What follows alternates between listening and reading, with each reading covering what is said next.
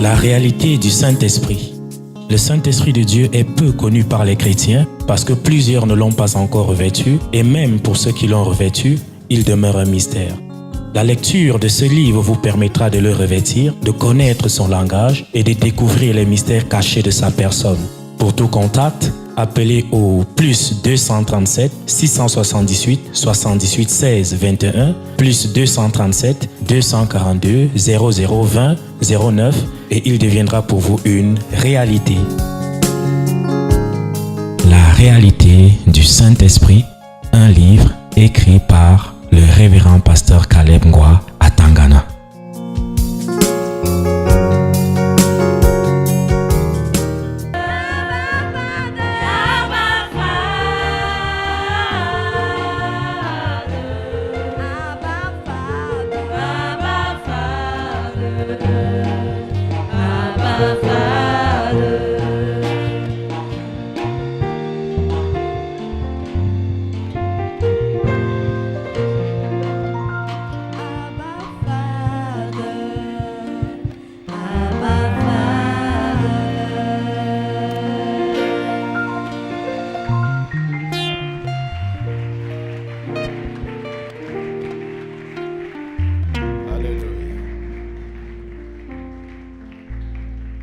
Merci Seigneur.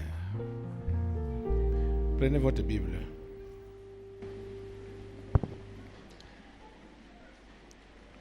Ouvrez avec moi dans Matthieu au chapitre 6. Matthieu chapitre 6. Commençons la lecture au verset 19.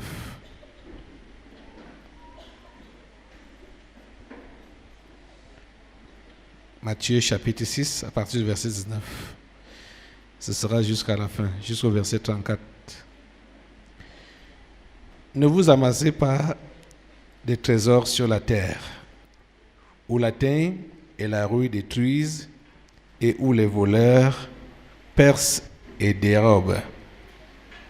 Mais amassez-vous des trésors dans le ciel, où la teigne et la rouille ne détruisent point, et où les voleurs ne percent ni ne dérobent. Car là où est ton trésor, là aussi sera ton cœur. L'œil est la lampe du corps. Si ton œil est en bon état, tout ton corps sera éclairé. Mais si ton œil est en mauvais état, tout ton corps sera dans les ténèbres. Si donc la lumière qui est en toi est ténèbres, combien seront grandes ces ténèbres? Nul ne peut servir deux maîtres, car ou il haïra l'un et aimera l'autre, ou il s'attachera à l'un et méprisera l'autre. Vous ne pouvez servir Dieu et Mammon.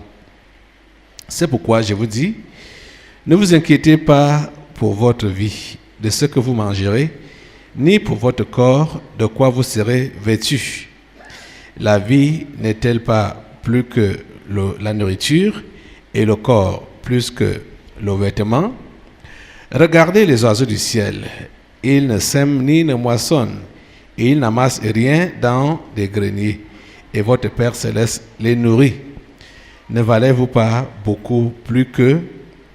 Qui de vous, par ses inquiétudes, peut ajouter une coudée à la durée de sa vie? Et pourquoi vous inquiétez au sujet du vêtement? Considérez comment croissent les lys des champs. Ils ne travaillent ni ne filent. Cependant, je vous dis que Salomon même, dans toute sa gloire, n'a pas été vêtu comme l'un d'eux. Si Dieu revêt ainsi l'herbe des champs qui existe aujourd'hui et qui demain sera jetée au four, ne vous vêtira-t-il pas à plus forte raison, gens de peu de foi? Ne vous inquiétez donc point et ne dites pas que mangerons-nous, que boirons-nous, de quoi serons-nous vêtus? Car toutes ces choses, ce sont les païens qui les recherchent. Votre Père céleste sait que vous en avez besoin. Cherchez premièrement le royaume et la justice de Dieu, et toutes ces choses vous seront données par-dessus. Ne vous inquiétez donc pas du lendemain, car le lendemain aura soin de lui-même. À chaque jour suffit sa peine. Prions le Seigneur. Notre Père, nous te remercions pour ta parole que tu nous donnes encore en ce jour. S'il te plaît, donne-nous des cœurs de disciples qui vont assimiler ton instruction, qui vont assimiler tes leçons que tu nous donnes. S'il te plaît, Seigneur, sois avec cette assistance, sois avec tous les auditeurs, sois avec tous les téléspectateurs, tous qui sont connectés à ce programme. Je prie, Père Saint, que tu sois avec chacun d'entre eux et que tu accomplisses, s'il te plaît, ta volonté dans chacune des vies. Nous regardons vers toi, nous attendons à toi. Au nom puissant de Jésus, nous avons prié. Amen. Prenons place dans la sainte présence. Soyez tous les bienvenus au tabernacle de la liberté. Soyez tous les bienvenus, tous ceux-là qui sont connectés à nous, soit sur le net, ceux qui regardent à la télé ou à la radio, qui écoutent à la radio. Soyez tous les bienvenus. Ce qui était au culte dimanche passé, vous êtes en train de constater que c'est la continuité de notre culte de dimanche. Ce passage n'avait pas été lu dans son entièreté à cause du temps.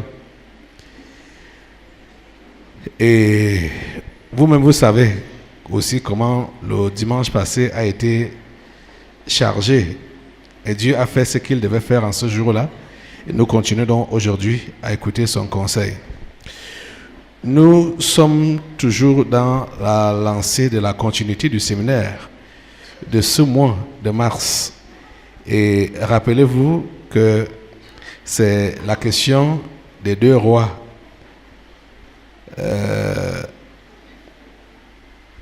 Dans Juges au chapitre 8, quand Gédéon a posé la question à ces deux rois capturés, que les gens que vous avez tués, comment ils étaient, dites-moi comment ils étaient. Il leur a dit qu'ils étaient tous, ils avaient l'air des fils de rois, ils étaient comme toi. Donc les frères de Gédéon avaient l'air de fils de roi, et Gédéon lui-même avait l'air de fils de roi. C'est le verset 18, la fin du verset 18 de Juges 8. Ils répondirent, ils étaient comme toi, chacun avait l'air d'un fils de roi. Et nous avons compris qu'ils ont eu cette air de fils de roi à cause du fait que Dieu, du moins ils avaient accueilli Dieu dans leur famille. Donc c'est la présence de Dieu qui les a transformés de l'intérieur à l'extérieur. La présence de Dieu transforme de l'intérieur à l'extérieur. Quand Dieu est réellement présent dans ton intérieur, ça se manifeste à l'extérieur. Tu ne vas pas forcément changer de couleur ou bien augmenter de taille, mais sa gloire se voit en toi. Tu ne seras pas subitement millionnaire ou milliardaire, mais sa gloire se voit en toi. Et si tu es fils de roi, fils de Dieu, cela doit se voir. Et cela va affecter non seulement ton propre corps, ta propre vie, mais ça va affecter ta famille, ça va affecter ton entourage, ça va affecter ta nation. Vous comprenez pourquoi la création soupire après la manifestation ou la révélation des fils de Dieu. Parce que la création est soumise à la vanité. Et si les fils de Dieu se manifestent, leur gloire, la gloire qui va sortir en eux, va délivrer la création qui est sous pression et sous oppression. Apportez-moi les tableaux qui illustrent ce que je suis en train de dire là. Quand Dieu est à l'intérieur, sa gloire se manifeste jusqu'à l'extérieur de nous. Avant de prendre la parole tout à l'heure, vous étiez en train de chanter pour adorer Dieu, pour dire qu'il est votre Père. Et c'est ça qui est dit ici, au verset 32, la fin du verset 32, où Jésus dit, votre Père céleste sait que vous en avez besoin. Si Dieu est votre Père, vous devez comprendre qu'il maîtrise tous les contours de votre vie. Il vous connaît. Il vous connaît. Si Dieu est votre Père, il sait de quoi vous avez besoin. Si Dieu est votre Père, sa vie, sa nature en vous va vous affecter et ça va affecter votre entourage. C'est ça que nous essayons de vous faire comprendre. Pour ceux d'entre vous qui ne comprennent pas ce qu'on appelle réellement la foi chrétienne. La foi chrétienne n'est pas juste une religion. Le fait d'aller à l'église, de prier, de chanter, quand on est comme on est toujours dans les besoins, de présenter nos besoins à Dieu. Non, la foi chrétienne, c'est une relation que l'humain doit avoir avec son Créateur, avec son Dieu. La foi chrétienne est une relation, c'est une vie. C'est une vie. Le chrétien doit être en harmonie avec son Dieu. Il n'est pas juste un pourvoyeur. Donc quand on est dans les besoins, dans les problèmes, on va lui demander. Il n'est pas seulement un pourvoyeur, mais il est notre Père. Il est notre parent. Dieu est notre parent. Et si Dieu est notre parent, nous devons avoir toute l'assurance du monde que rien ne peut nous bouger de cette terre. Cela ne veut pas dire que nous n'allons pas rencontrer les défis. Il ne faut pas mal comprendre. Tout le monde rencontre les défis. Mais quand un vrai enfant de Dieu rencontre les défis, il sait que ce ne sont pas ses défis. Ce sont les défis de son Père. Parce qu'en fait, vous savez, pour les enfants normaux, quand celui-là a un défi dehors, il sait qu'à la maison, il y a ses parents. L'enfant dit toujours que il va trahir chez son parent. Devant lui, tout ce qui peut le menacer est comme une grande montagne.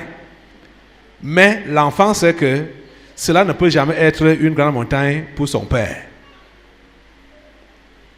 Vous savez ça, non? C'est comme ça que l'enfant se comporte. Tout défi, il peut être menacé soit par son camarade ou bien par une grande personne, mais il sait dans son fort intérieur que celui-là qui le menace, son père va le menacer. Il a cette confiance-là. Il a cette assurance-là. Vous voyez? Et vous savez que c'est de cette manière que Jésus a demandé que nous puissions nous comporter comme de petits enfants. C'est-à-dire aussi naïf, simple, vrai, authentique. C'est comme ça qu'on doit être avec notre Père Céleste. Nous devons lui faire confiance à tous les niveaux. Et cela va permettre qu'il s'imprègne, qu'il s'installe réellement en nous, et son imprégnation ou son installation en nous va non seulement nous affecter, mais affecter également tout ce qui nous entoure. C'est pourquoi il nous demande de ne pas avoir le regard des païens sur la vie. Mais ce qui est dérangeant, c'est que plusieurs de ceux qui se disent chrétiens ont toujours le regard des païens en ce qui concerne les choses de cette vie. Jésus dit que si tu es son enfant, tu ne devrais pas avoir le regard des païens sur les choses de la vie. Les païens, c'est eux qui s'inquiètent au quotidien. Parce qu'ils n'ont pas Dieu. Ils ne connaissent pas Dieu.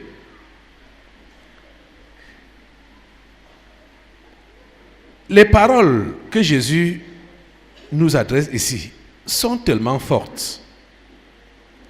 Et il nous demande simplement de les croire, de les assimiler terre à terre, sans avoir à raisonner. Et déjà, quand vous écoutez son enseignement, et les questions même qu'il pose dans son enseignement là, vous allez comprendre qu'il a parfaitement raison. Pour ceux d'entre vous qui passez votre vie à vous lamenter, à vous plaindre, à vous inquiéter, ça a changé quoi dans votre situation? Ça a changé quoi? Vous ne voyez pas que votre situation ne s'est fait que s'empirer? Jésus pose la question, qui de vous, par ses inquiétudes, peut ajouter une coudée à la durée de sa vie? Qui de vous peut ajouter, ne serait-ce qu'une seconde ou une minute? Au contraire, vous soustrayez votre vie quand vous êtes dans les inquiétudes. Parce que les inquiétudes vont vous donner des maladies qui vont vous conduire à la mort. Vous êtes en train de comprendre ça? L'enfant de Dieu n'est pas appelé à construire un royaume sur terre. Il faut que vous compreniez vraiment ceci. Comme on le disait dimanche passé, le succès dans la vie n'est pas ce que vous avez entendu là-bas dehors. Ce n'est pas ça, réussir dans la vie, c'est-à-dire, soit tu as eu une bonne éducation, tu as trouvé un bon emploi, tu t'es marié, tu as fait de beaux enfants, tu leur as assuré également une belle éducation, tu as une carrière brillante, tu t'es tapé un logement, un véhicule, c'est-à-dire tu as tout ce que tu veux à ta disposition. Ce n'est pas ça, réussir sa vie. Ce n'est pas ça, réussir sa vie. Quand vous allez regarder seulement de ce côté-là, vous allez passer à côté de l'essentiel. Vous allez passer à côté du but même de la vie. Parce que quand vous regardez ces gens qui apparaissent flamboyants au dehors, rassurez-vous qu'ils ne sont pas flamboyants à l'intérieur. Ils ne sont pas flamboyants à l'intérieur, la majorité. Et quand vous voyez les gens flamboyants dehors, si vous vous interrogez ou vous voulez savoir qui est-ce qu'ils ont réellement donc affecté par leur flamboyance, on va vous dire que, comme vous le voyez flamboyant,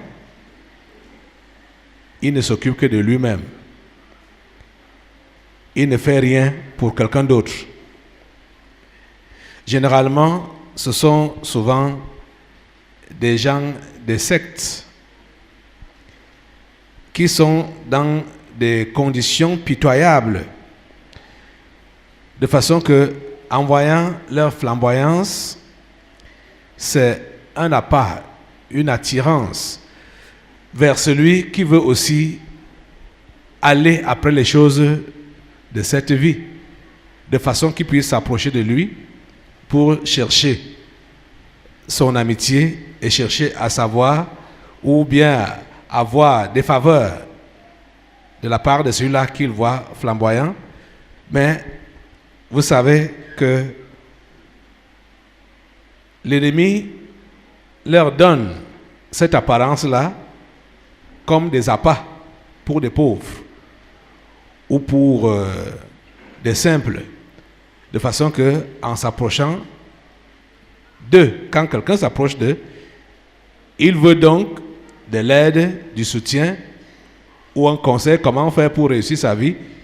Ce qu'il va lui proposer, c'est d'adhérer à la secte. Il ne peut rien te faire ou il ne peut rien te donner s'il n'a pas quelque chose à gagner de toi.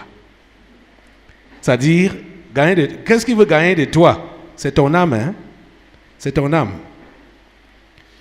Donc, si je sais que il y a des gens ici ou ceux-là qui nous écoutent ou nous regardent à la télé, vous-même, il y a certains d'entre vous, vous connaissez des gens chez vous qu'en apparence on les voit flamboyants, mais vous savez que ce sont les pires méchants, des égoïstes, des gens qui n'ont que faire de leur entourage. Vous allez voir que la plupart d'entre eux, s'ils font beaucoup, c'est pour noyer les gens dans les alcools. C'est-à-dire, ce qu'ils peuvent savoir faire, c'est d'offrir la boisson aux gens.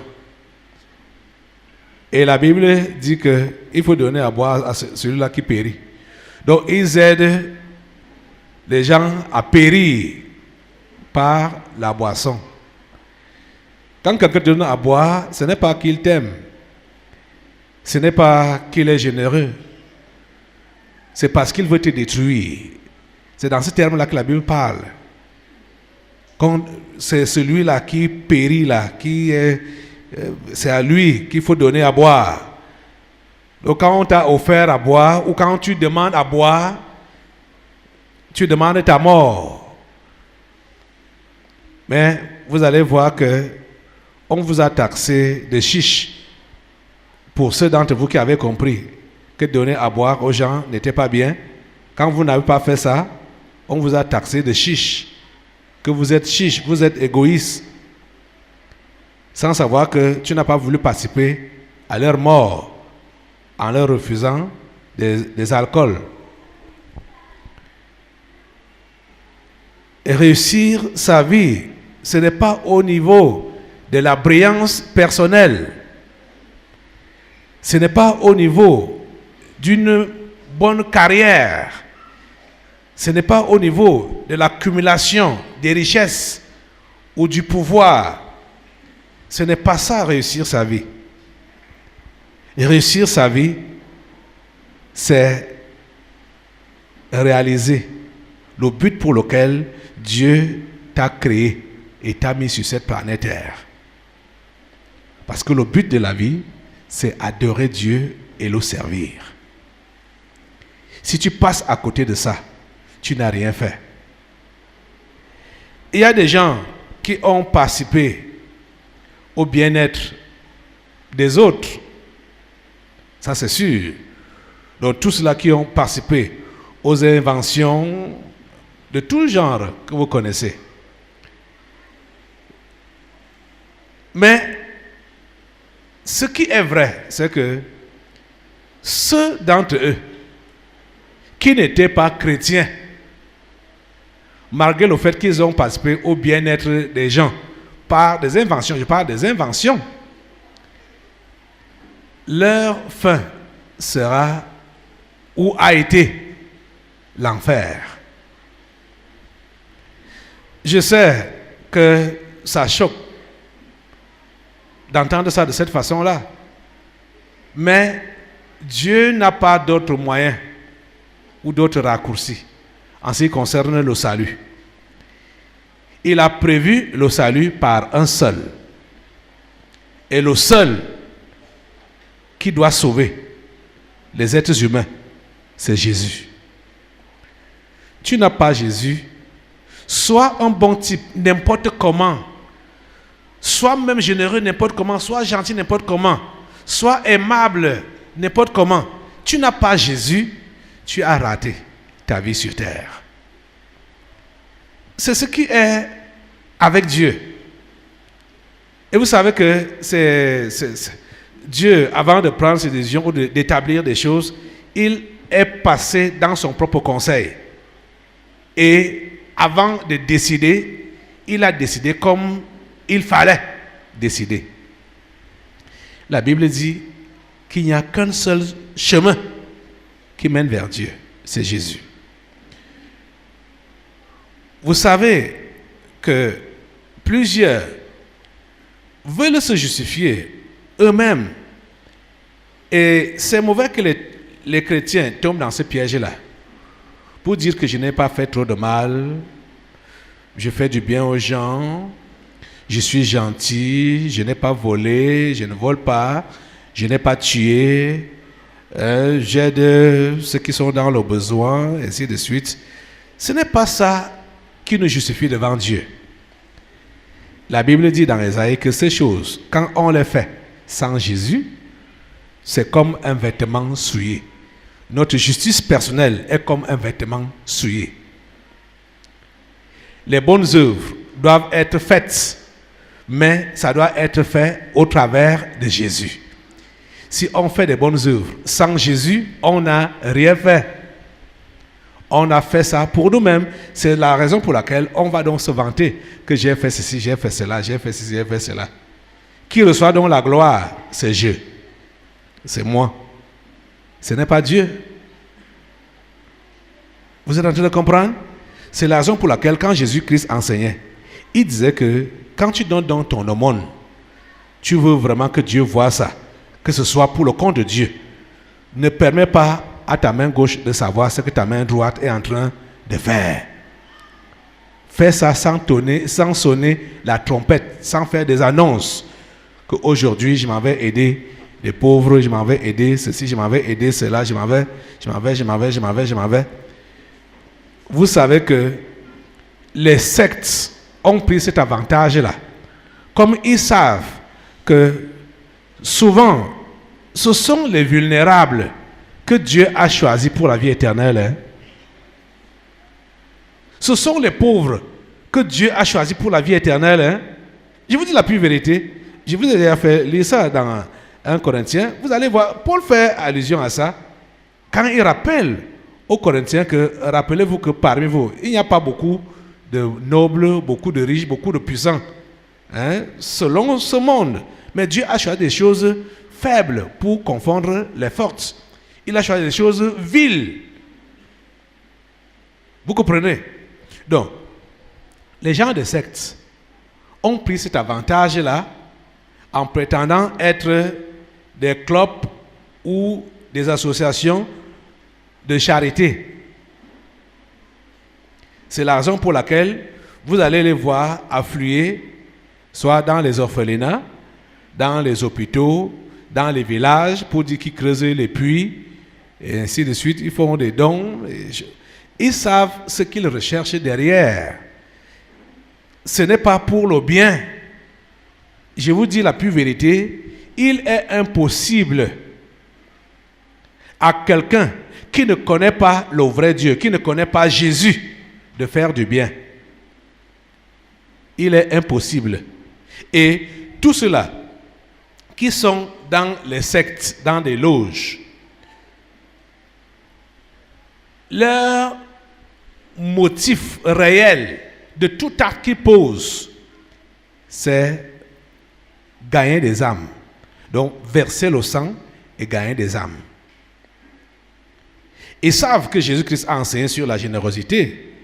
Ils savent que Jésus a enseigné pour qu'on encadre les veuves, les orphelins, les démunis, les défavorisés. Ils le savent. Et ils ont pris ce genre-là, ce genre de personnes-là comme leur, je dirais, leur nourriture. C'est la raison pour laquelle, en tant qu'enfant de Dieu, tu ne devrais pas avoir la mentalité de la pauvreté. La mentalité de la pauvreté conduit également à la mentalité de la mendicité. En tant qu'enfant de Dieu, tu ne dois pas avoir cette mentalité-là. la mentalité de pauvreté, la mentalité de mendicité. En tant qu'enfant de Dieu, tu dois comprendre que ton Père sait de quoi tu as besoin. Et il va pourvoir à tes besoins au temps opportun. Tu ne vas pas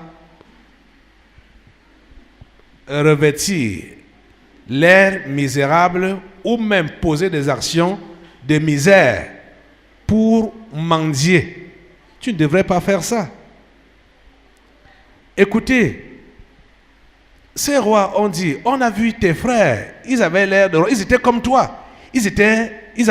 Chacun avait l'air de fils de roi. Est-ce que vous pouvez imaginer? Je sais que ceux parmi vous qui avaient un sens élevé de la moralité, la dignité et tout ça là, si vous apprenez que votre enfant est allé demander à manger à côté, comment ça va vous faire dans votre cœur là? Hein? Comment ça va vous faire? Vous serez content de ça? Que votre enfant est allé demander à manger à côté. Ceux des parents qui sont bien là sont regardants par rapport même à ce que leurs enfants peuvent avoir, que ce soit en habillement ou c'est-à-dire tout, comme matériel. Comme aujourd'hui là, on est dans les téléphones Android et consorts. Tu sais que ce n'est pas toi qui as acheté un téléphone Android à ton enfant. Il vient avec ça au salon et il commence à faire comme vous faites là. Mais si tu es un bon parent, tu vas lui demander, tu sors d'où avec ça? C'est ça, non? Tu dois savoir la provenance.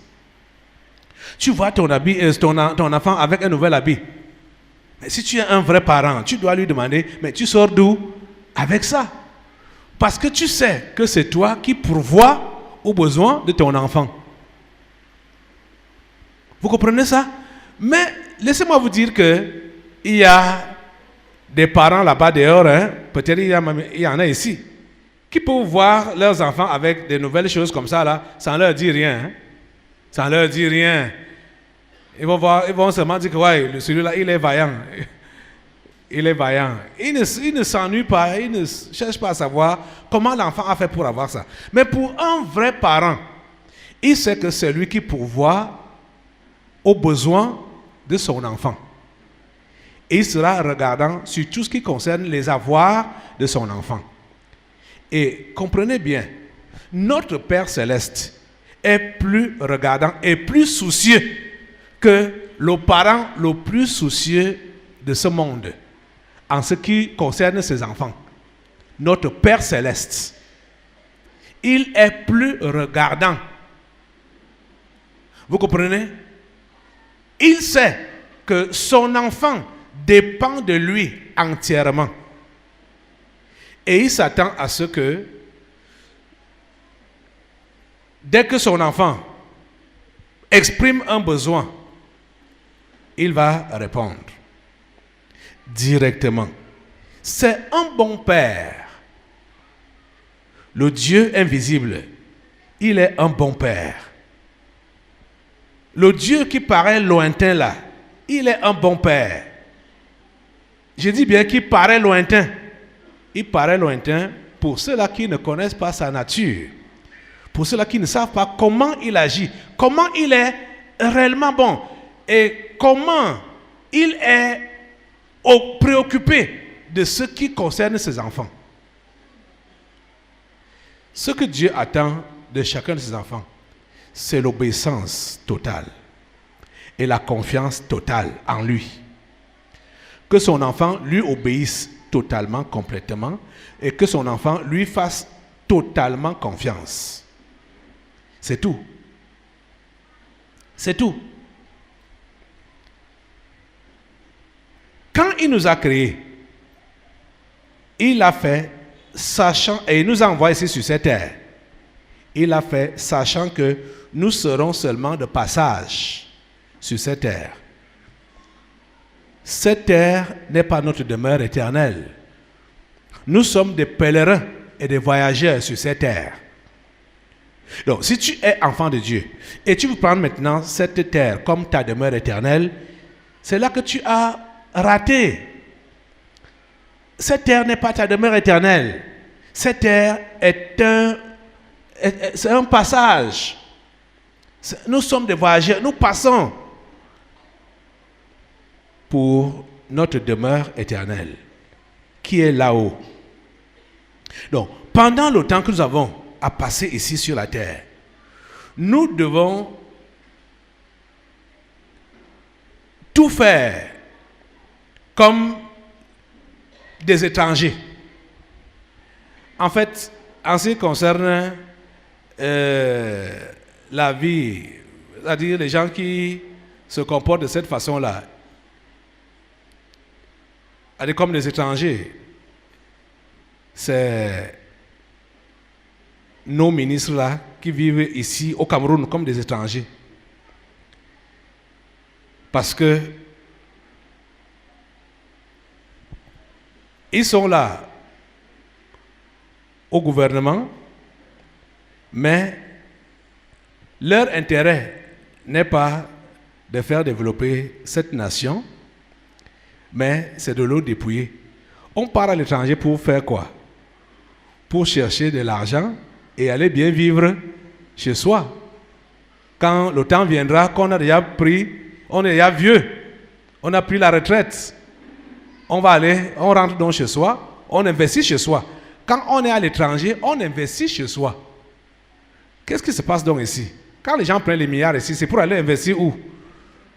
Chez eux. Chez eux. Donc ça veut dire qu'ils vivent au Cameroun comme des étrangers. Franchement, comme des étrangers. Je ne sais pas à quoi cela sert. Quand, par exemple, si on suppose qu'on a nommé un ministre qui habite quelque part là en haut. Bon, après sa nomination, il va donc goudronner la route-ci. Ce n'est que là qu'il va passer toute sa vie. C'est ça qui se passe ici au Cameroun. Hein? Si on a nommé un ministre qui habite là de l'autre côté et que le tronçon-ci était non bitumé, il va bitumer ça. Alors que Yaoundé est enclavé. C'est-à-dire quand vous passez dans certains quartiers de Yaoundé, dis ouais, on est au Cameroun, un pays qui était vraiment bizarre. Il dit qui était bizarre, Cameroun. La plupart des gens de haute classe ont vécu dans ce pays comme dans un pays étranger. Vous voyez la mentalité qu'ils ont développée? C'est cette mentalité que nous, en tant que chrétiens, on doit développer par rapport aux choses de ce monde. Je parle aux Camerounais d'abord, avant que les autres pays ne puissent écouter. Mais c'est vous d'abord, Camerounais. Vous êtes chrétien, vous dites que vous êtes chrétien, Camerounais. Vous devez comprendre que ce monde n'est pas notre demeure. On doit vivre ici comme des étrangers, comme des voyageurs. Et en réalité, nous sommes des étrangers et des voyageurs sur cette terre. C'est pourquoi il ne faut pas s'accaparer des choses de cette terre. Tout ce que nous devons faire, tout ce que Dieu peut nous donner, le souffle de vie qu'il nous donne, les moyens qu'il peut nous donner, des privilèges qu'il peut nous donner, on doit les investir pour son royaume, pour l'avancement de son royaume. Ça veut dire quoi? Le salut des perdus. C'est ça que nous devons, c'est ça qui doit être notre préoccupation. Le salut des perdus. Quand Jésus dit « Ne vous amassez pas des trésors sur la terre », c'est parce qu'il sait que dans la mentalité et dans le cœur de tout un chacun, le désir profond à l'intérieur là est d'avoir une sécurité financière, d'avoir une sécurité matérielle. Chacun a ce truc-là en lui. Il dit, ne vous amassez pas. Il parle à tout le monde. Jésus n'a exclu personne. Il parle à tout le monde. Il a parlé. Ne vous amassez pas. Il n'a pas dit que certains ne s'amassent pas. Il savait que ça concerne tous ceux qui seront appelés par lui, qui vont être concernés par rapport aux choses qu'ils peuvent avoir par rapport à leur possession, par rapport aux richesses, à l'argent et consorts. Ne vous amassez pas des trésors sur la terre, où la terre et la rouille détruisent, et où les voleurs percent et dérobent. La réalité du Saint-Esprit. Le Saint-Esprit de Dieu est peu connu par les chrétiens parce que plusieurs ne l'ont pas encore revêtu, et même pour ceux qui l'ont revêtu, il demeure un mystère. La lecture de ce livre vous permettra de le revêtir, de connaître son langage et de découvrir les mystères cachés de sa personne.